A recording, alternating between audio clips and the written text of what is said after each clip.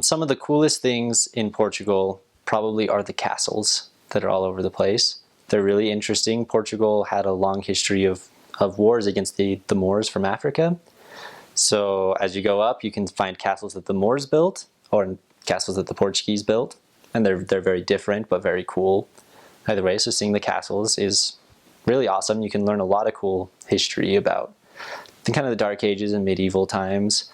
Also, it's funny because, at least it's funny to me, I learned about Portugal plenty in American history and whatever called the great explorers came out of there. Columbus was a Portuguese person and Magellan was a Portuguese guy. All those people, you know, like, they came from Portugal. They were really known for their sailing, their like national things. Heróis do Mar, which is heroes of the sea, is like their national slogan thing. They were really big into that, and not so much now. Portugal's just kind of its own little tiny thing off in the corner of the world, but historically Portugal was a big deal. And there's a lot of really interesting history that's there. Also, not that this will matter as a missionary too much, but they do have the very best beaches in Europe. Lots of tourists will come for the beaches that are there, and they're absolutely gorgeous. They have like these cool arch rock formations and things like that. So just pray that you actually go and serve in the south end of Portugal during the winter so that there's no tourists, but you can still go walk on the beach, because that's what I did and it was awesome. It was really beautiful. And it's still warm down there in the winter. It's cold up north. But there's a lot of Catholic history there, which I know you're there as a Mormon missionary, but it's good to learn about the culture of the Catholic Church and the people that you'll be teaching.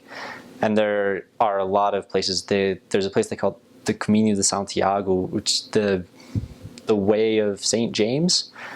And it's a pilgrimage that Catholic people will actually do that is just miles and miles long, and a ton of the stops are in Portugal. And they just have big, huge Catholic, I don't even know what to call them in English, like almost castles, but they're churches. Yeah, and people will come from all around the world to look at them.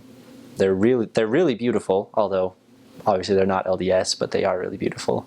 They have a place there that is world famous among devout Catholics. It's called Fatima, where apparently they say the Virgin Mary appeared to like these shepherd children or whatever. It's in Portugal, and they have giant shrines there dedicated to the Virgin Mary and whatever, and people come there and they walk on their knees for like 10 miles going around the place, and the buildings there are gorgeous, and also just the landscape there is really beautiful. Oh, one interesting thing, there's an area called Coimbra, which has a university in it, the University of Coimbra, and it was the inspiration for Harry Potter, which you might find interesting. They have a university. It's on top of this giant hill surrounded by kind of a creepy looking forest, and the students there actually as a uniform will wear capes and robes. That's a lot of universities in Portugal actually, they'll wear capes, but I served in Coimbra specifically, with right next to the university. We'd walk through it sometimes, and I really did feel like I was on the set of a Harry Potter movie. That's what they look like, and that's really interesting to go through that.